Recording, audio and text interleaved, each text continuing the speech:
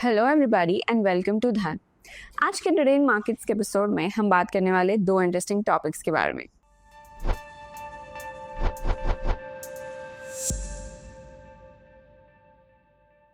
जोमैटो के को फाउंडर दीपेंद्र गोयल ने एक नए और एम्बिशियस बिजनेस वेंचर की शुरुआत की है, which is the aviation sector में अपना कदम रखते हुए उन्होंने एक स्टार्टअप लॉन्च किया है जिसका नाम है LAT एरोस्पेस, जिसका ऑब्जेक्टिव है इंडिया के रीजनल एविएशन इकोसिस्टम को डिसरप्ट करना और शॉर्ट हॉल फ्लाइट्स को डेली कम्यूट का वायबल ऑल्टरनेटिव बनाना। अब कंपनी का विजन और पर्पस समझते हैं। LAT एरोस्पेस का मेन विजन है कि रीजनल एयर ट्रैवल को इतना कन्वीनियंट और अफोर्डेबल बनाया जाए कि लोग उसे बसेस की तरह यूज कर सके, बिना किसी हैसल के, छोटी जगहों से एंड हाई फ्रीक्वेंसी के साथ। आज के समय में टियर 2 और टियर 3 सिटीज के लोग अगर किसी मेट्रो में जाना चाहे तो उन्हें या तो लॉन्ग रोड जर्नीज करनी पड़ती है या तो फिर स्लो ट्रेन का सहारा लेना पड़ता है। लेकिन LAT एरोस्पेस चाहता है कि लोग वॉक इन करे, बोर्ड करे और उड़ान भर ले, just like a local transport mode, लेकिन एज एन एयरक्राफ्ट। अब let's understand the problem LAT wants to solve.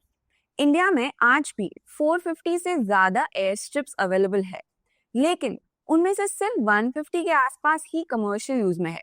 बाकी का इंफ्रास्ट्रक्चर अनयूज्ड या अंडर यूटिलाइज्ड है। ये एक बड़ी अपॉर्चुनिटी क्रिएट करता है अगर इन एयर स्ट्रिप्स को एक्टिवेट किया जाए और उनमें छोटी फ्लाइट्स ऑपरेट की जाए तो इंडिया के हर कोने तक एयर कनेक्टिविटी पहुंचाई जा सकती है।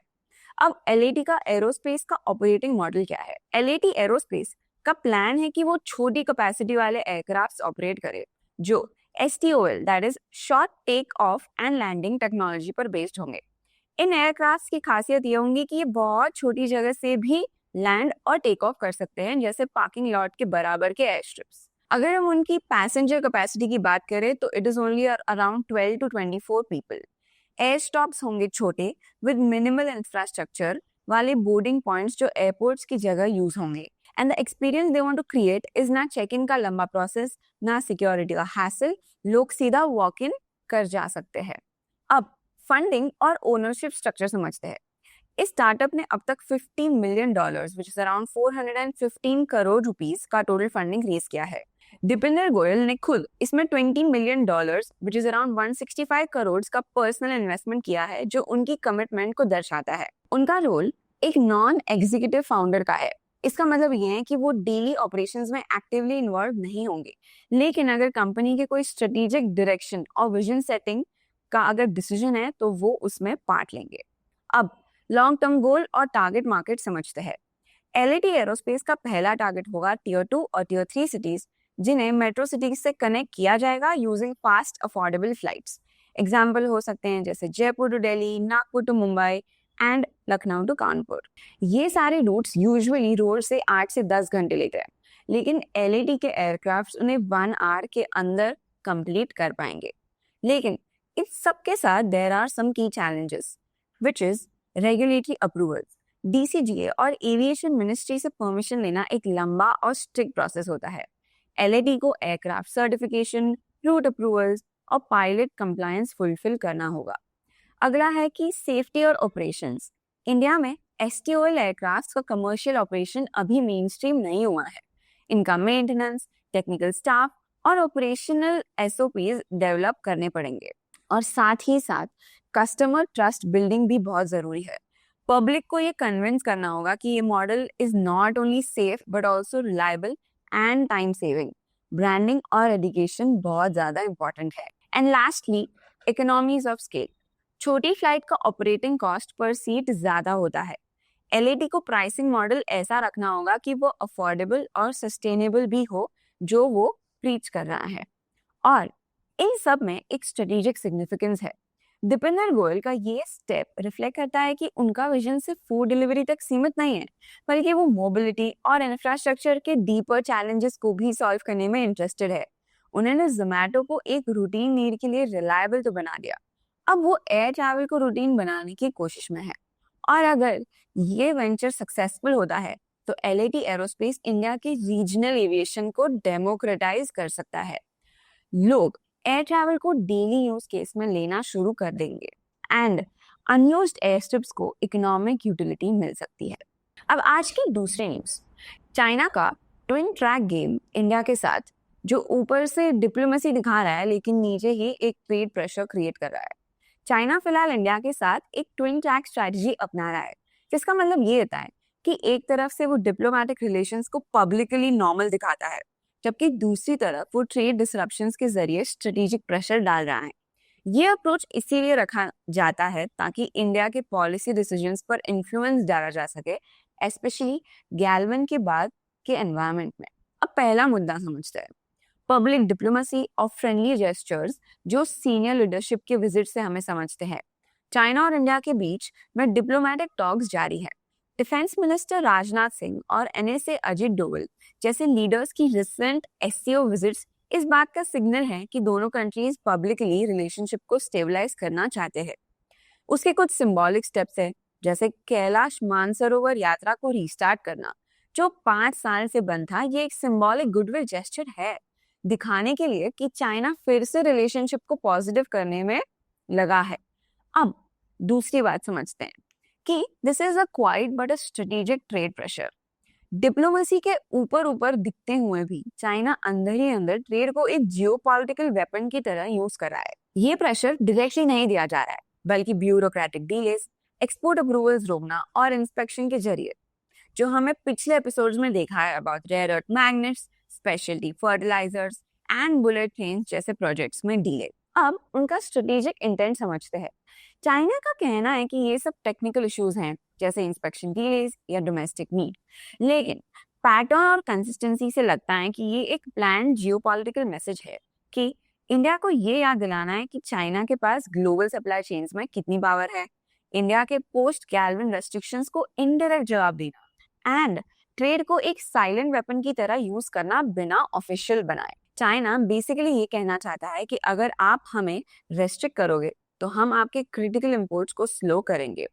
गैल्वन के बाद इंडिया को इकोनॉमिक रिस्ट्रिक्शंस आए हैं, जैसे इंडिया ने गैल्वन क्लैश के बाद कुछ स्ट्रॉन्ग इकोनॉमिक स्टेप्स लिए हैं। प्रेस नोट 3 के जरिए चाइना जैसा नेबरिंग कंट्रीज के एफडीआई को गवर्नमेंट अप्रूवल के अंडर लाना पड़ा। हमने ऐप बैन्स भी किए हैं, जैसे 200+ चाइनीज ऐप बैन्स हुए, including TikTok, due to national security reasons. There have also been flight restrictions. India ने चाइना के साथ डायरेक्ट फ्लाइट्स को भी लिमिट किया है। ये सब स्टेप्स चाइना को इंडिया के कंज्यूमर मार्केट और टेक इकोसिस्टम से बाहर पुश करते हैं। अब चाइना इसका जवाब सप्लाई चेन डिसरप्शंस के फॉर्म में दे रहा है। But even after all of this, India is sure to have a strategy.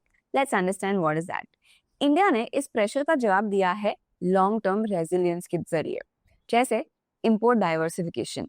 जो फर्टिलाइजर्स अब चाइना की जगह रशिया इंडिया का लार्जेस्ट सप्लायर बन चुका है। रेयर अर्थ्स में इंडिया ने ऑस्ट्रेलिया, यूएस और जापान के साथ टाई-अप्स बढ़ाए हैं। जो डोमेस्टिक कैपेसिटी होती है उसमें पीएलआई स्कीम्स एक्सपैंड की जा रही हैं ताकि सेमीकंडक्टर्स, इलेक्ट्रॉनिक्स, फर्टिलाइजर्स जैसी चीजें यहाँ पर बन सके। And there is a balanced diplomacy. India China से बात भी कर रहा है, लेकिन अपना कोर इंटरेस्ट पर कॉम्प्रोमाइज नहीं कर रहा है। अगर बड़ा पिक्चर देखते हैं तो चाइना का मैसेज और इंडिया का संकल्प, ये पूरा पैटर्न एक क्लियर मैसेज देता है। चाइना ये टेस्ट कर रहा है कि इंडिया कितने जल्दी ऑल्टरनेटिव्स ढूंढ सकता है। चाइना ये भी दिखा रहा है कि इकोनॉमिक डिपेंडेंस एक टूल बन सकता है डिप्लोमेसी में। अब इंडिया का जवाब ये है कि हमें स्लो कर सकते हो, लेकिन हमें रोक नहीं सकते। और चाइना ये सोच रहा हो सकता है कि शॉर्ट टर्म कॉस्ट इतना बढ़ा दिया जाए कि इंडिया फिर से सॉफ्ट हो जाए, लेकिन इंडिया उस प्रेशर में आने के बजाय अपना बेस, सेल्फ रिलायंस और ऑल्टरनेटिव पार्टनरशिप्स पर बना रहा है। अब चलते हैं न्यूज फ्लैश सेक्शन की ओर, जो आपको स्कैनिक्स की न्यूज टैब के अंदर न्यूज फ्लैश सेक्शन मिलेगा, जहाँ पे अगर आपको क्विक न्यूज का एक्सेस चाहिए तो आप इसे और एक्सप्लोर कर सकते हो। जैसे हम देख सकते हैं कि NCC limited secures 1690 crore in new orders for June. They have received orders worth 1690 crores in June from state government agencies and private companies. The orders are for building division and will be completed within 4 to 24 months. उसके बाद we can see कि Japan's PM considers Trump proposal to buy US oil. Japan's Prime Minister Ishiba is evaluating a proposal from Donald Trump to purchase oil from the US. The potential deal involves Japan buying American oil, though Specific detail about the quantity, timeline or the terms of the proposed purchases are not provided. उसके बाद हम देख सकते हैं कि Sona BLW Precision Forgings considers local rare earth magnet production. Sona Comstar is considering manufacturing rare earth magnets in India pending government incentives. The company is likely to apply for an upcoming scheme to boost local production. The decision will impact the traction motor production for EVs. They await further details on incentives before finalizing investment plans. So, ऐसे ही अगर आपको भी news explore करना है तो आप हमारे news flash को और ज़्यादा एक्सप्लोर कर सकते हो. अब चलते हैं इनसाइट्स टैब पे और देखते हैं आज का heat map where we can see कि the Nifty was down today and the major hit और निफ्टी आज नीचे इसलिए आया है because Reliance, HDFC bank, ICICI bank, Kotak bank सब ने आज बहुत ज़्यादा हिट लिया है. They have pulled Nifty down, जहाँ पे हम देख सकते हैं कि Reliance is down by 0.98%, almost 1% से नीचे है. HDFC bank is down bye 0.67%. ICICI Bank is down by 1.12%, Kotak Bank is down by 2%, Maruti is down by 1.91%, Axis Bank is down by 2.11%. So, इनके वजह से the Nifty has been pulled down today and these have been the major losers for today. अगर major gainers की बात करें तो Trent is up by 3.29%. We can see Bharat Electronics is up by 1.69%. State Bank of India is up by 1.86%.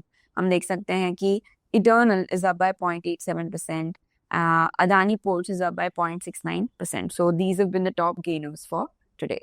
If we talk about the FIDI data, as of 27 June 2025, FI ने buying की है of 1397 crores and DI ने selling की है of 588 crores. If you talk about the top deliveries for today, the 5 top deliveries are ICICI Bank, Sun Pharmaceuticals, HDFC Bank, Tech Mahindra and HDFC Life Insurance, which range around 83% to 80%. अब जाते हैं धन के home page पे जहाँ पे आपको की इंडाइसेस एंड कमोडिटीज का एक सेक्शन दिखेगा. तो एज ऑफ 1 जुलाई 2025 सेंसेक्स का वीकली एक्सपायरी है. So now let's go on Dhan charts and analyse Nifty 50 for today. जैसे हम देख सकते हैं Nifty is down by 120 points today. So Nifty opened around 25,661, made a high of 25,669 and eventually closed around 25,570. But फिर भी वो उसके 20 EMA और 50 EMA के ऊपर है. उसका RSI is down by 3 at 63. और हम देख सकते हैं जैसे मैंने अभी बताया कि निफ्टी 50 का जो भी जिसने भी आज उसको नीचे पुल किया है उसके मेजर रीजंस है Nifty private banks, Nifty realty and fin Nifty. All these 3 indices have been the major losers for today, whereas Nifty Private Bank is down by 0.88%, Nifty Realty is down by 0.74%, Fin Nifty is down by 0.62%. So these have been the major pullers of the Nifty for today. And अगर हम Sensex की बात करते हैं तो Sensex is down as well by 452 points, where Sensex opened around 84,027, made a high of 84,099. and closed around 83,603. But वो भी उसके 50 EMA और 20 EMA के ऊपर है और उसका RSI भी is around 62. अगर टॉप गेनर्स की बात करें for today in the indices, we can see Nifty PSU banks आज टॉप गेनर रहा है, whereas Nifty private banks आज का मेजर लूजर रहा है. So Nifty PSU banks is up by 2.66%, Nifty mid cap is up by 0.7%, Pharma is up by 0.5%. So these have been the top gainers in the index. That's it for today. I'll see you tomorrow. So, what do you think? क्या China India को break कर पाएगा? हमें comment section में जरूर बताना. Till then, like, share and subscribe and stay curious and stay updated. Investments in the securities market are subject to market risk. Read all the related documents carefully before investing.